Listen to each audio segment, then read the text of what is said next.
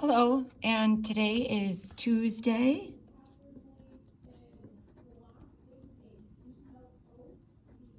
September 15th, 2020, and we are still doing some review.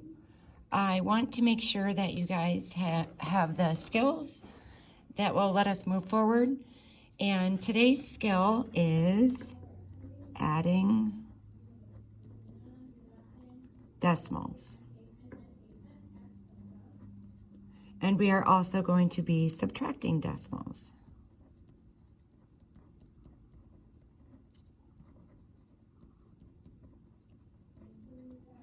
And our learning target is to accurately evaluate decimal addition and subtraction. So we can write LT, successfully add and subtract decimal values. So the way I'm going to show you how to do this is by example, and I have 6 examples to show you. My first example is 0.19 plus 0.13. When we add decimals, we want to write the problem vertically like this, one value on top of the other, and we want to line up the decimal point because we want to make sure that we're adding the proper place values together, just like we do in values without decimals. We're going to go from right to left. We're going to add 9 plus 3, which is 12. We can carry a 1 over there and put a 2 down here. 1 plus 1 plus 1 is 3.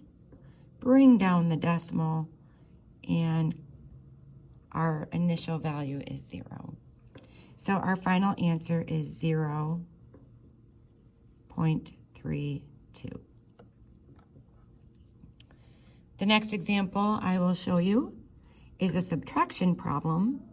So we have 0.9 minus 0.4. I'm going to line up my decimal point, go from right to left, and I have 9 plus 4, that's 13. Bring down the decimal point, and 1 plus 0 is 1, and that is our final answer. So that is example number 2. We can number our examples if we want. Our third example is 0.91 plus 0.76. So if I line up my decimal point, I can add from right to left. 6 plus 1 is 7. 9 plus 7 is 16. Bring down the decimal point. And 1 plus 0 is 1. And that is our final answer. That's example number 3. And like I said, I'm only giving you 6 examples, so we are halfway done.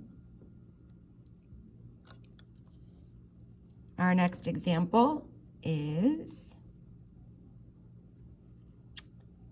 52.2. This is example 4. 52.2 plus 28.3. So when I add these values together, I get 2 plus 3 is 5. Bring down the decimal. 8 plus 2 is 10. Carry that 1. That's 10. 1 plus 5 plus 2 is 8. So our final answer is 80.5. Our next example is a subtraction problem. And we have 1.085 minus 0.422.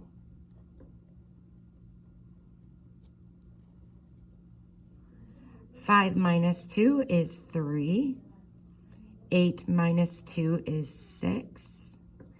0 minus 4, I can't subtract that. So I'm going to steal from this whole number here and borrow that. So I changed that 1 to a 0 now. It's 1 less. And then I can borrow that 1 over here. 10 minus 4 is 6. Burring down the decimal point. And 0 minus 0 is 0.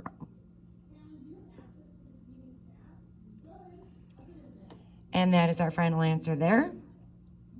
My final example is 0.8 plus 7.33.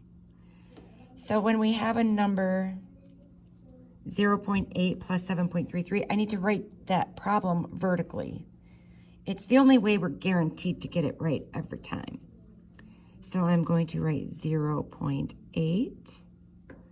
I'm going to write plus 7.33, and I lined up my decimal points here, and I can add my columns. This is 0 here. You can put as many zeros as you want after a decimal point. So I'm going to throw in a 0 there because it's after that decimal point. 0 plus 3 is 3. 8 plus 3 is 11. I'm going to carry that 1 over there, line up my decimal points. 1 plus 7 is 8. And my final answer is 8.13. So we're adding and subtracting decimals. We can borrow, we can carry, we can line up our decimal points, and we can successfully find our final answer. So your practice for this skill is 6th grade. So we're staying in 6th grade for now. And the skill that I want you to practice is G1. And only G1 today, just one skill. And if you've already done G1, let's say your 6th grade teacher assigned G1 to you last year, that means that you're already going to have a score there. But the way I've set up IXL for me to grade you is for this school year only. So in order for your score to show up under this school year, you need to at least complete one problem this school year and make sure that your score is up to an 80. So when you do that one problem, if your score is above an 80, you can be done because I am confident that you've mastered that skill already. If you have not reached an 80, a SMART score of 80, then you'll want to make sure that you do that, and that way you'll get 10 out of 10 points for this skill. So if you need anything, please let me know.